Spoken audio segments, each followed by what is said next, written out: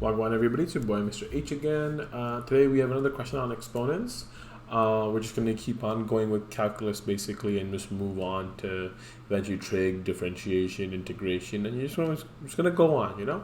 And so we have this question for exponents. Now at first glance it might look a bit daunting, but just break it down to its simple steps and then we all can solve. Remember, every math equation is solvable. Everything is solvable. So first of all, we will put everything to the base of 2 because what I can see in the first glance is that 4 and 8 both are multiples of 2, or both can have a base of 2 with some power.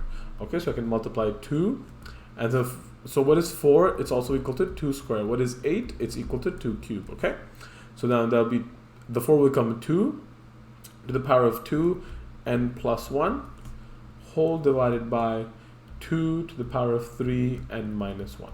Okay, now remember, because it was power to the power essentially when I did it, let me just break it down for the 4. Actually 4 n plus 1 would become 2 square n plus 1, right? And now power to the power, we will multiply.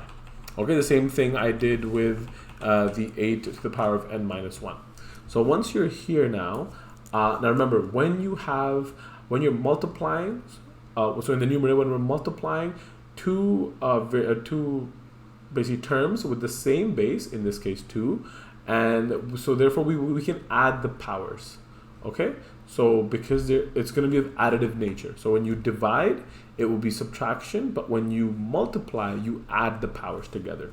So this will become 2 n plus 2 and then plus 2 times n plus 1 whole divided by 2 to the power, I'm just going to expand this bracket, so 3 will multiply with the n and also multiply with the negative 1, that will become 3n minus 3.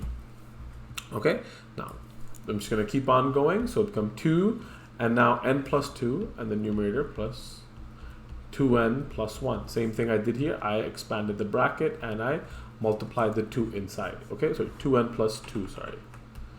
Okay, whole divided by 2 3n minus 3. Now just add the like terms together. This will become 2 to the power of 3n plus 4 whole divided by 2 to the 3n minus 3. Now what I said earlier was that we will be subtracting the powers when you divide them. Okay, so just essentially just subtract the power. So this is the power and this is the power over here. Just subtract the 2 together. So we become base of 2 3n plus 4 minus, and then don't forget the bracket sign, 3n minus 3, because now when you subtract the whole power and not just a 3n. So everything will have its sign reversed by the negative sign. Okay, so become 2 3n plus 4, and this negative sign will multiply in with both, so become minus 3n plus 3, because negative into negative makes it a positive.